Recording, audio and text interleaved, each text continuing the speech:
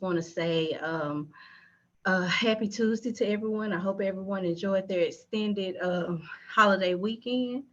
And if you all are ready, I'm going to go ahead and get started. I am the APS training coordinator for Mississippi Adult Protective Services. I've been in this position for approximately about 18 months, but I have about 6 years of experience working with the aging population. Okay, Ms. Hayes, we can go ahead and share the screen.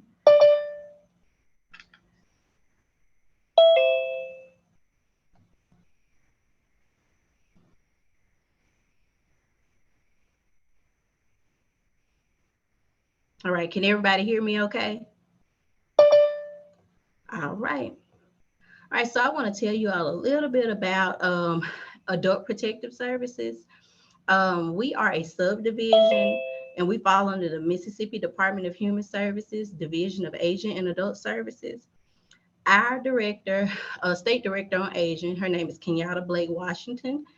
Our director of programs is Mary Sherrill. Our APS director is Anita Ballard. Our APS call center director is Laveda Singleton. And our state long-term care ombudsman director is Lisa Smith, and she has a deputy director. Um, I will make sure that I put her phone number in the chat also, because just in case you all ever encounter abuse of someone who's living in a nursing home, she would be the point of contact. And our aging fiscal director is Brenda Healy. Next slide, please. All right. I want to give you all a little overview of what our APS program staff looks like across the state of Mississippi. And as I mentioned before, we have one APS director, and that's Anita Ballard. We have two regional directors, Sonda Spears. Sonda is no longer in Union County. She just recently moved to the coast, and she's now in Harrison County. Jamie Hill, she's Central Mississippi, and she's housed in Attala County. We have one call center director, Laveda Singleton, and we have 5 call center operators, and our call center is in-house. We have 7 APS supervisors, 30 APS workers that cover the entire state, and one APS quality assurance coordinator, Ms. McGay Wilson, myself, the APS training coordinator, and we have a APS attorney, Stephen Waldrop. Mr. Waldrop has actually been with our division for about a year now, but he has plenty of years of experience coming from the Attorney General's office. Next slide, please.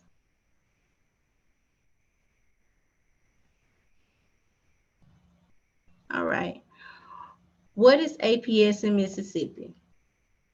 Many people, when they hear Adult Protective Services, they automatically think that we are law enforcement, and we are far from so. We are a social service program, and the main thing that we do if we go in the home, if we get a report of abuse, neglect, or exploitation, the main thing that we do is go in the home, and our goal is to keep that particular individual, that vulnerable person, inside of the home. Um, Protective services simply means that we want to provide any intervention that we possibly can to ensure that, you know, if a person has been abused, neglected, or exploited, that it no longer continues. Um, the Mississippi Vulnerable Persons Act is the governing statute. Um, Later in the presentation, I will give a little overview about that. The Division of Aging and Adult Services has administrative oversight. Just in case any of you all have made a report, our investigative services was actually contracted out a few years back, and our Mississippi Planning and Development District was actually over the investigative portion of Adult Protective Services, but we now have oversight again. Um, the services are provided in the least intrusive manner, which, as I stated before, we try our best to keep our aging population in the home if all means necessary. The APS process may range from an initial investigation of maltreatment allegations to supportive services and/or legal intervention. There are cases where, we may have to request legal services, and that's usually just if the individual lacks mental capacity. Next slide, please. All right. These are our 7 APS regions, and I will put in the chat so that you all will know each regional supervisor. But for Region 1, that supervisor is Azalda Anderson, and Azalda is actually in Pontotoc County. Region 2 supervisor, her name is Jacquiana Benson, and she's in DeSoto County. Our Region 3 supervisor is Elizabeth Edwards, and she's here in Hinds County at State Office with the Division of Asian and Adult Services. Region 4 is Lakira Thornton, and she is in Webster County. Region 5 supervisor is Gabriel Parson, and he is in Lincoln County. And our Region 6 supervisor is Angela McHenry, and she is in Forest County. And our Region 7 supervisor is Patrice McCullum, and she is in Jackson County. Next slide, please. All right. The Adult Protective Services mission is to ensure the protection of vulnerable persons whose safety and protection may have been adversely affected by abuse, neglect, self-neglect, or exploitation. We raise public awareness and educate mandated reporters of their reporting responsibilities. We'll talk about mandated reporting a little bit later in the presentation. Next slide, please. All right. So these are the primary goals of Adult Protective Services. We want to prevent abuse, neglect, and exploitation if we possibly can.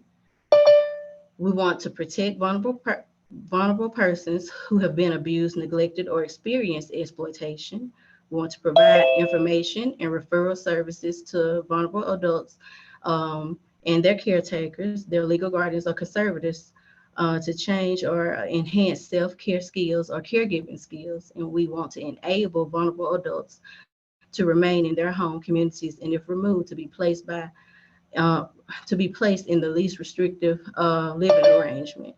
We do have a few cases where if you made a report and someone is living in deplorable living conditions, we actually have caseworkers that will go out and they can actually do the legwork to actually get that person in a better living environment, or even in a nursing facility if that's what's needed, or a personal care home if that's what they're needing in order to be in a safe environment. Next slide, please.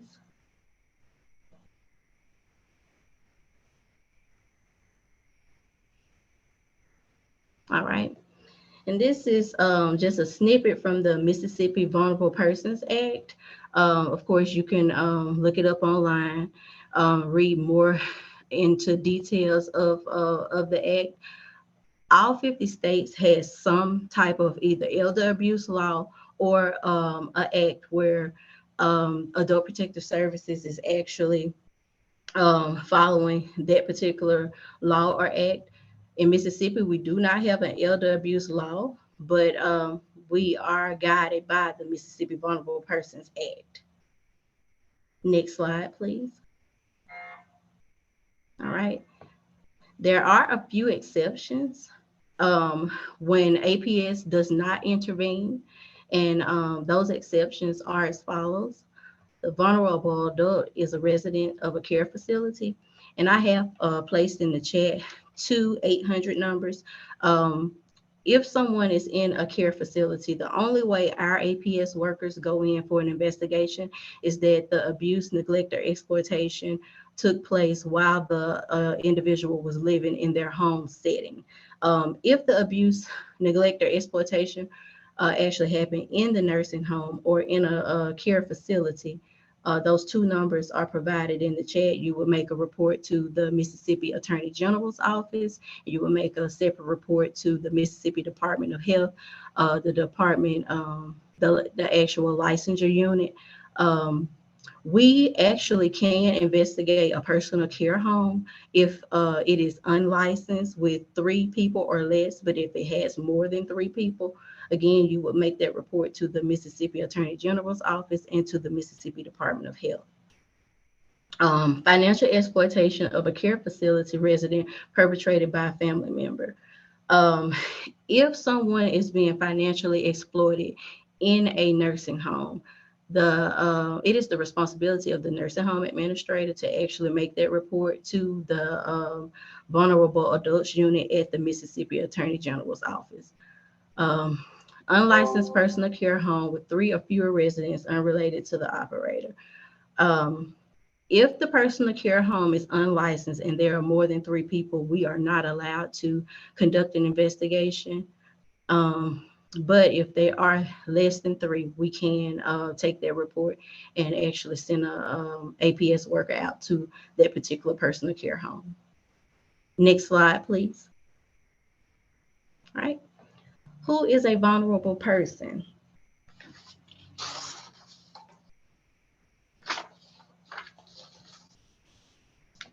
A vulnerable person is it an adult over 60 years of age? Is it an adult over 65 years of age?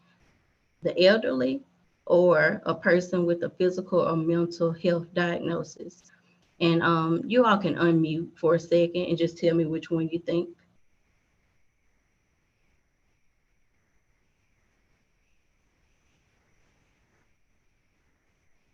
I think it's all of them. Okay. Anyone else?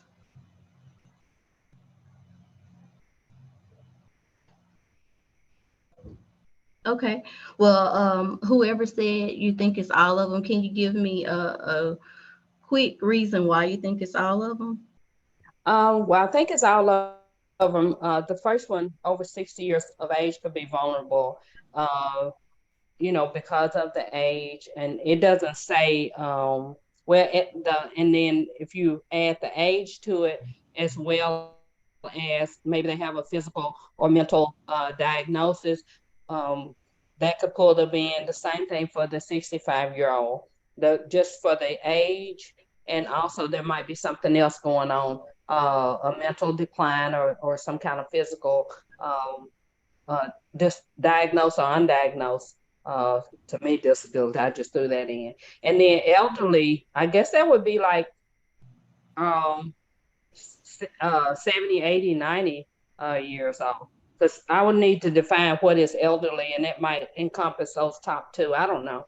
But I'm just thinking it could be true of all of it, depending on the situation. You're absolutely right. Now I'll start with adults age 60 years of age and older. Every adult that's over 60 years old would not be considered vulnerable because, you know, I have an aunt that's 64. She's retired, but, she's in her right mind. She's very mobile, and, she's not vulnerable because she just doesn't have any disabilities or anything that's limiting her mental capacity.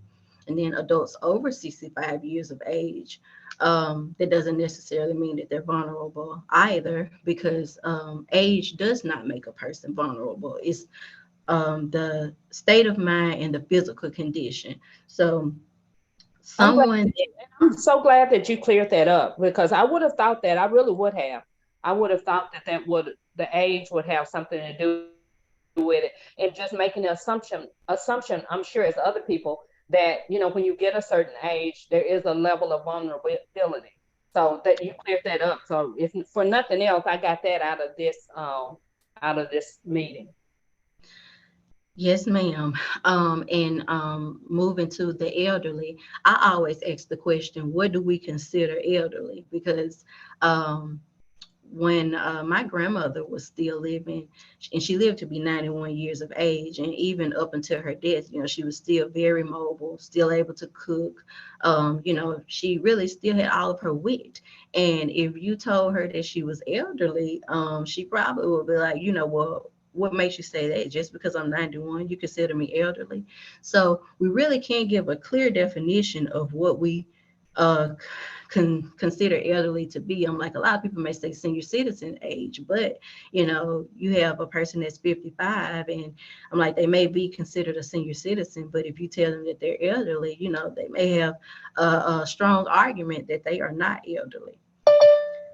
Um, a person with a physical or mental health diagnosis does not constitute a person being vulnerable either.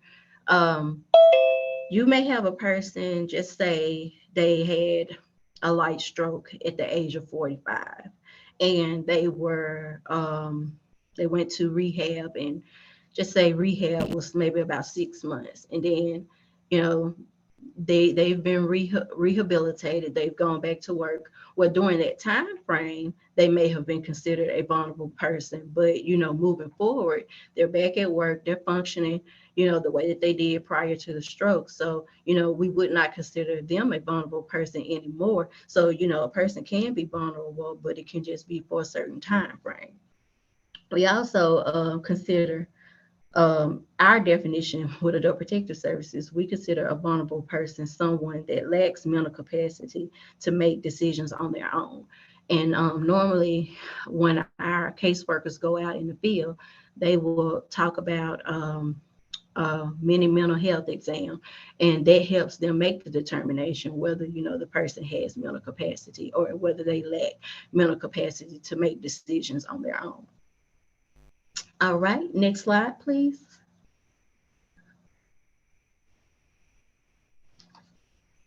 All right, so we're going to get to talk about the categories of maltreatment. With adult protective services, and I've mentioned before, we have three maltreatment categories, and that is abuse, neglect, and exploitation. Abuse has three subcategories, which is physical abuse, sexual abuse, mental or psychological abuse. And neglect has two sub categories, self-neglect and caregiver neglect. And exploitation stands alone. Next slide, please. All right. So we define abuse as the commission of a willful act or the willful omission of the performance of a duty, which act or omission tends to contribute to or results in the infliction of physical pain, injury, or mental anguish on or to a vulnerable person, the unreasonable confinement of a vulnerable person, or the willful deprivation by a caretaker of services which are necessary to maintain the mental or physical health of a vulnerable person. Abuse includes the sexual abuse delineated in section 43-47-18, and abuse includes but is not limited to a single incident. Next slide, please. All right. These are some of the signs and symptoms that we look for when we are actually out during a investigation. Signs and symptoms of physical abuse: inadequately explained fractures, bruises, welts, cuts, sores, burns, or dislocations; injury, infliction of pain, human bite marks, multiple injuries in various states of healing, malnutrition, dehydration, or simply the adult tells you about the physical abuse. Next slide, please. All right. Signs and symptoms of mental abuse: unexplained or uncharacteristic changes in behavior, such as withdrawal from normal activities. Caregiver is verbally aggressive or demeaning, controlling, uncaring, makes insults, cursing, refusal to allow communication with persons outside the home or to be alone with the visitor, treating a person like a child, threatens with a weapon, threatens to place in a nursing home. Next slide, please.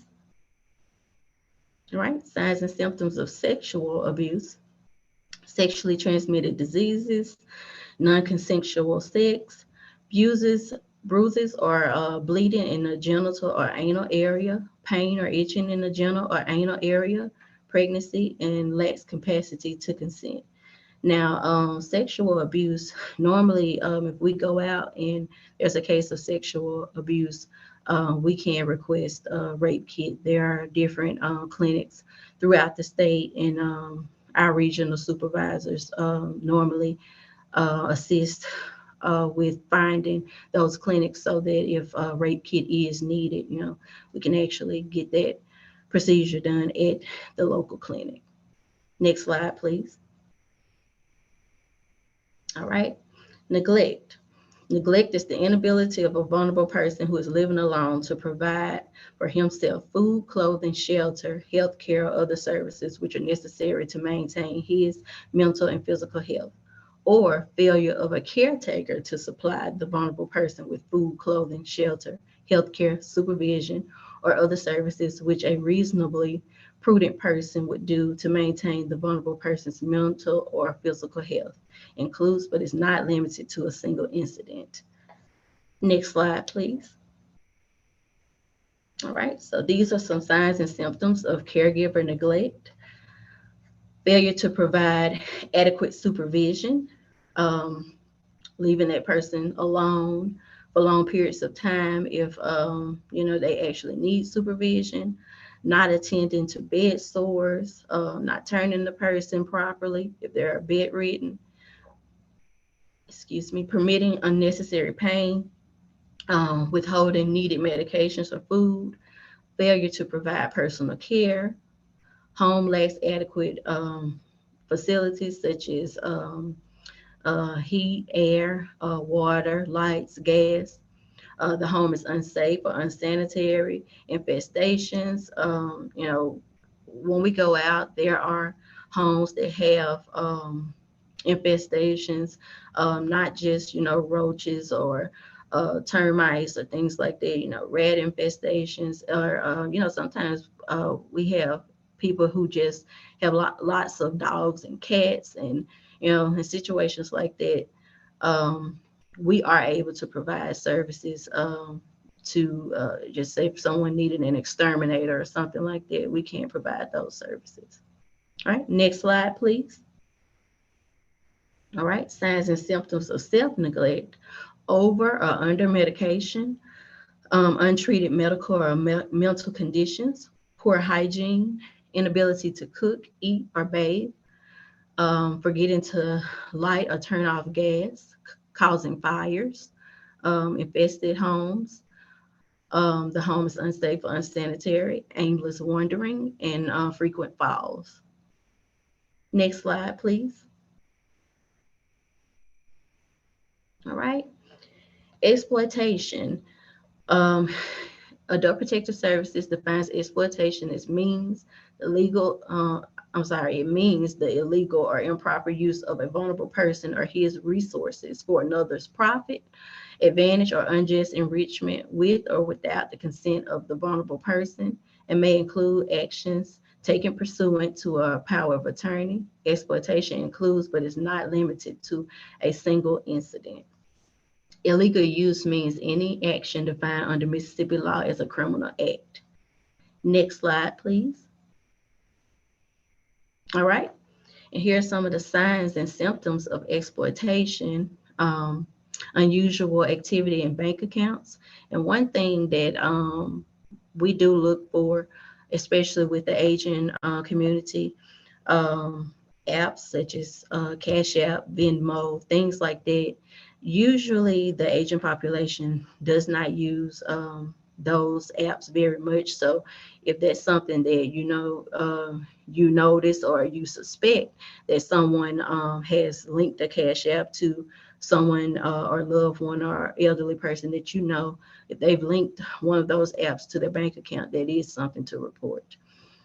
Stealing or selling household goods, missing possessions, documents or credit cards, unpaid monthly bills. The vulnerable person is unaware of their monthly income or their bills. Misuse of assets by a representative payee. So, sometimes a person may have a payee, but that person's not actually taking care of their financial needs. Signatures on checks that do not resemble the adult signature. Recent change in will when the person is mentally incapable of making a will. Coercion to sign blank checks. Next slide, please. All right. So, reporting. Who is a mandated reporter? Everyone is a mandated reporter that works in the field of social service. Um, the only person that I'm aware that does not have to make a report is the state long-term care ombudsman. But all of you are considered mandated reporters. Next slide, please. All right. To report abuse, um, this is our 800 number. It's also in the chat if you all want to copy and paste it.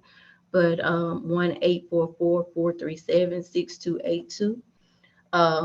And of course, if it's child abuse, I think that's the number that was also listed in the chat. But our number is this one listed in red.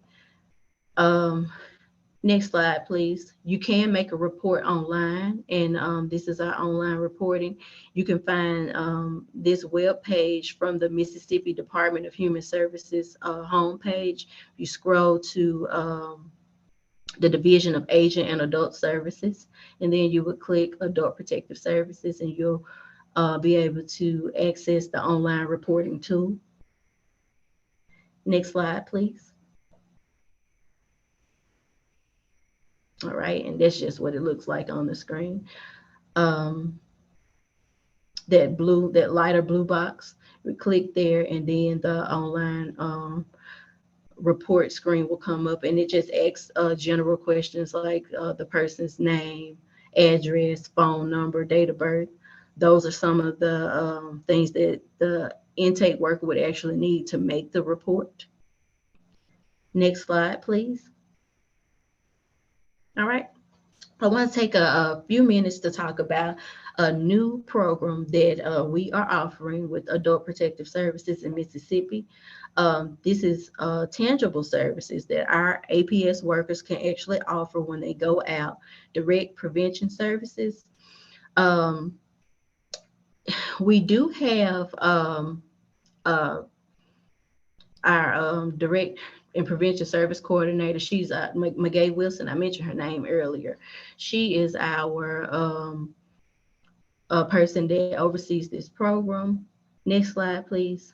I want everyone to be able to see the flyer. Okay. So directed prevention services is designed to supplement a variety of processes, including but not limited to all of those services that are listed are areas where we can actually assist the vulnerable population. You do not have to have an open report to receive these services, but we do, service the vulnerable population age 18 and older. And if for whatever reason, if there's a service that you feel like someone is needing, if it is not listed, that does not mean that it's something that we cannot assist with. You can just give our APS call center, the hotline number that we just spoke about. You can call that number, and you just let the intake worker know that you don't want to make a report. You just want to make a prevention or direct services referral. I want to give everybody an opportunity, if you have any questions regarding the direct services, to go ahead and speak now. You guys can unmute if you have any questions.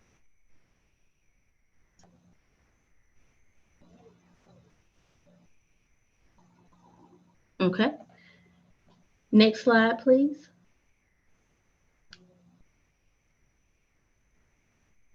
I believe that's it. All right. So that concludes my presentation today of adult protective services and prevention and direct services. I'm opening the floor for questions. If you all need clarity on anything that I've gone over today, please feel free. You can put it in the chat, or you can just unmute and ask the question. Miss Jessica, I do have one question that was sent to me earlier. When you was talking about the regions, someone noted that they did not see Simpson County name listed under those lists, and I was wondering what region would Simpson County be in. Simpson County falls in Region 5, and if it was not listed, it was just an oversight. But that supervisor, his name is Gabriel Parson. And like I said, he is in Lincoln County. His office is in Lincoln County, but he has workers throughout that region. There's 4 different workers throughout that region. Okay. Any more questions for Ms. Jessica at this time? If you don't feel comfortable saying them out loud, you want to jot them down in the chat, you can do that. But right now, the floor is open to you guys.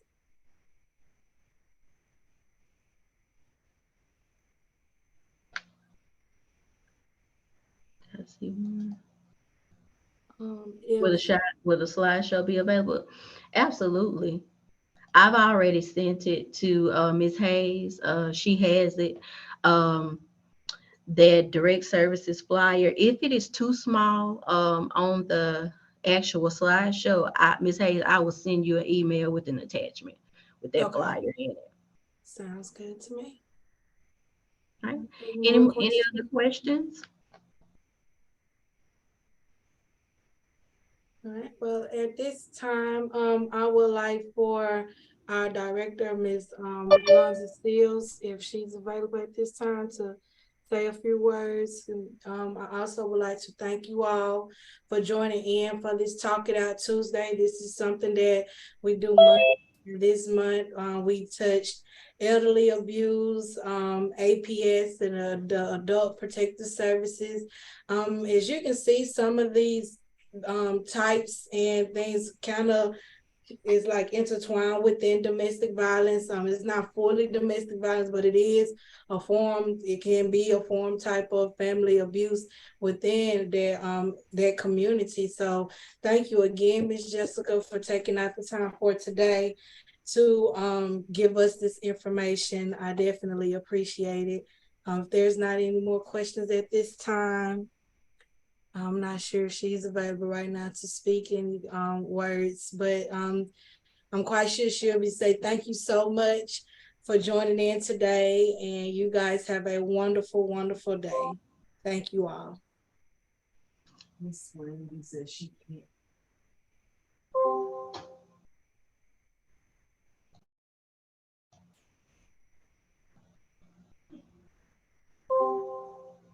Thank you, Ms. Hayes, for having me again.